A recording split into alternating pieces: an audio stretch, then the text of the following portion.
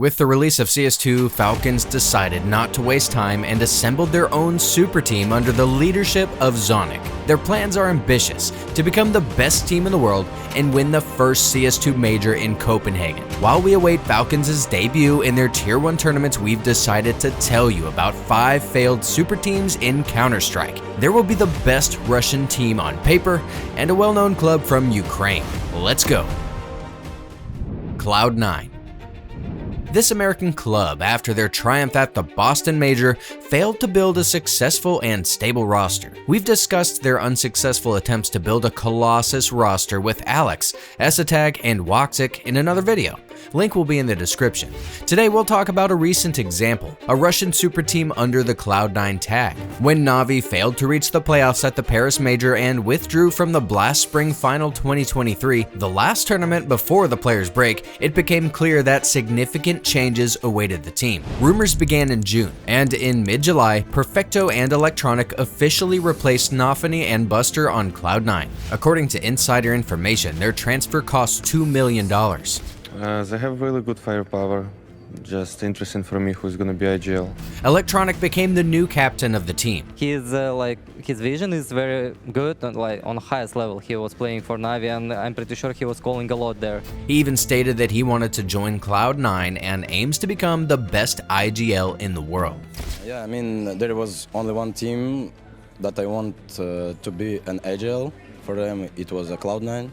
The other teams, no, just only Cloud9. After the announcement, everyone praised the updated roster, players, coaches, and analysts. They talked about the team's strengths and their performance in scrims. On the paper, we have a lot of firepower, but of course, everyone needs to understand that we need time. But what happened in practice? The best team on paper has already participated in 3 Tier 1 tournaments in CSGO and even 1 in CS2. What conclusions can be drawn? The first tournament, IEM Cologne, turned out to be quite successful for the team, but their results deteriorated over time. The only thing that remained stable in Cloud9 for a long time was Shiro's performance. Someone has to be the difference maker. Flames in a power position. Clear this one, I dare you. Oh, okay. Shiro says, let's go. He gets them both. A forward position as well. He's got a gap. So we can work with that. Flashes aren't bad. Oh! Better!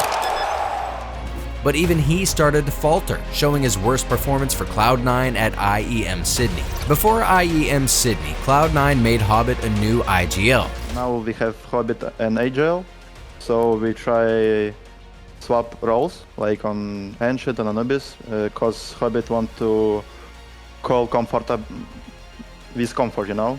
Electronic want to back to the beast, you know? Right before Thunderpick World Championship, Shiro, the best player on the team, left Cloud9 on his own. One more Cloud9 project is dead. North. In January 2017, the Danish film company Nordisk Film, in partnership with Denmark's most famous football club FC Copenhagen, announced the formation of a team called North, made up of former Dignitas players. The North is here.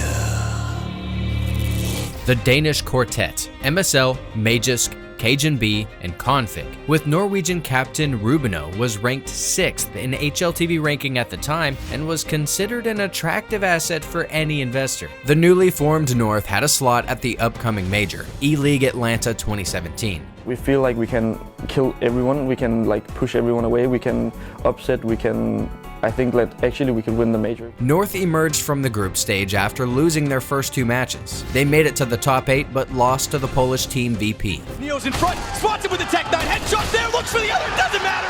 Pass has got it, and Virtus.pro will go through to the semifinals with a massive comeback against North. Then came the first roster changes. The young talent AZ replaced Rubino. With a fully Danish roster, North achieved another top 8 finish at the major. Following that, there was another change. Valdi replaced Magisk. The management's ambitions were set on becoming the best in Denmark and the world. After a disappointing performance at the Boston Major, the team decided on drastic measures. North has benched Config, released Cajun B, signed Mertz from their academy, and signed Kirby, formerly of Astralis. Notably, Kjarbai's transfer to North was accompanied by his controversial departure from Astralis. According to rumors, North, with their rich investors, essentially bought Kjarbai. We got Kjærby because we had an opportunity. We were able to close a deal in 4 days. That's fairly quick. We did it because he wanted to, and we wanted to, and we could see a match. If you'd like to learn more about Kjarbai's defection from Astralis, please let us know in the comments. Before the next major, it was revealed that Mertz didn't fit North's sports director due to a lack of experience. He was traded to Heroic for Nico. The real test for this roster came at DreamHack Masters Stockholm 2018. North remarkably won this tournament, defeating Astralis in the final. Ladies and gentlemen, may I present to you your champions of DreamHack Masters Stockholm 2018. Make some noise for North!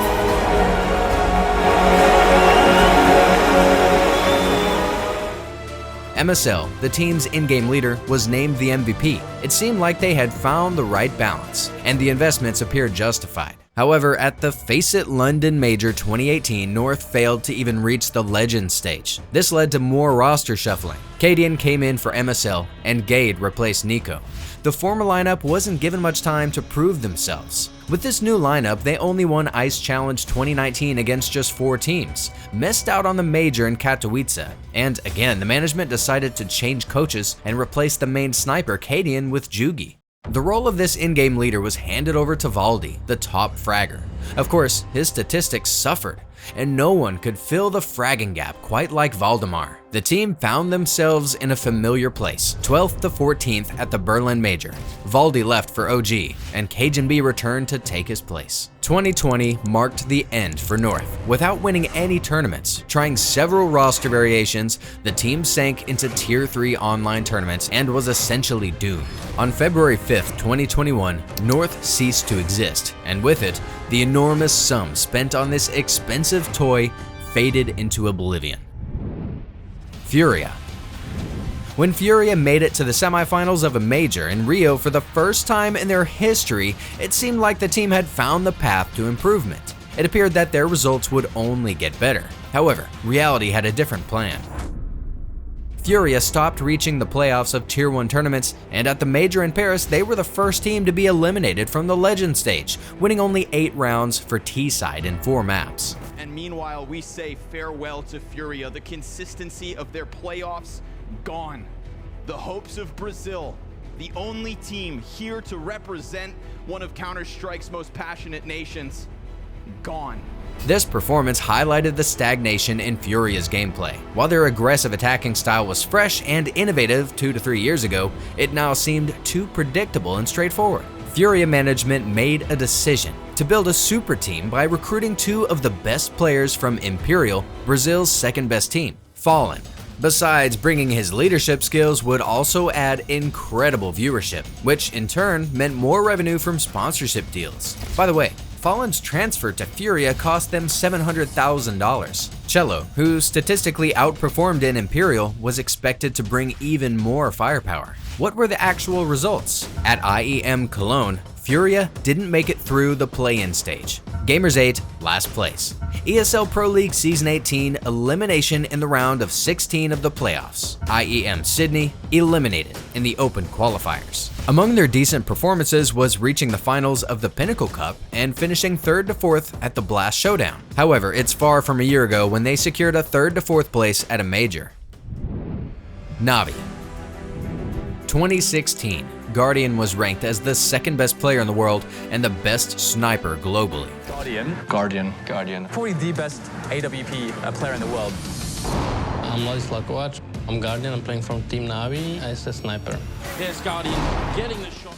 Flamey had secured a spot in the top 10 riflers. Edward and Seized were among the top talents in Eastern Europe. And into this formidable lineup stepped Simple, already being touted as the best player in the world. Initially, with a captain coach, NAVI managed to win ESL 1 New York in August, but then Valve prohibited coaches from talking during rounds. The team's tremendous firepower was left without guidance. The roster struggled for nearly a year without a single victory. There were plenty of issues: the toxic nature of Simple, a demotivated Guardian, and the absence of a captain in Seized. It all came to a head at the major in Krakow. Zeus, who had been benched to make way for Simple, won the major with Gambit. Meanwhile, NAVI, for the first time in history, failed to make it to the playoffs. The team underwent a lengthy reconstruction, which didn't conclude until the end of 2017, when the roster solidified with Electronic and Simple.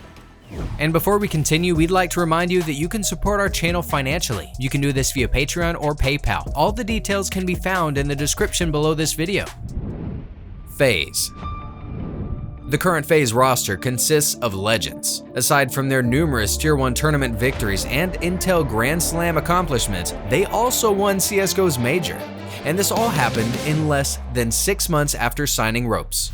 Indeed, all FaZe rosters can be considered top tier, as the organization never held back when it came to transfers. However, in 2019 to 2020, even massive amounts of money couldn't help the team assemble a lineup ready for victory. It all started with Kerrigan's benching, organized by Nico, who believed he could lead the team himself. Then they brought in Adrian to replace with Dane, and with him, FaZe won Blast Pro Series Miami and E-League Invitational. Unfortunately, despite Adrian's good performance, he was removed as the team wanted a more experienced captain.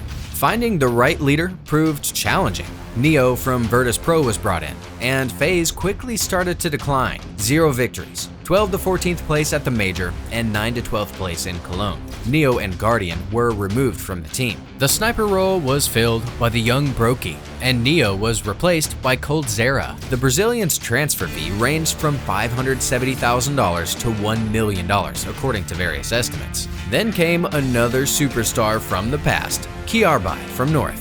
The major MVP couldn't strengthen the lineup and the stars couldn't align. As a result, it was a complete failure. The team only won 1 map out of 3. There were bright moments such as the victory at Blast Copenhagen. It's not surprising that even Nico, who initiated this overhaul, left the team. The team was plummeting fast, from 4th place in the HLTV rankings during Kerrigan's time to 20th upon his return in 2021. FaZe is the prime example that a roster stacked with 5 strong aimers will never become the world's best because no one wants to lead the team. The crisis was only resolved when Kerrigan took charge. That's all for today. Don't forget to like, subscribe, and ring the bell. Good game.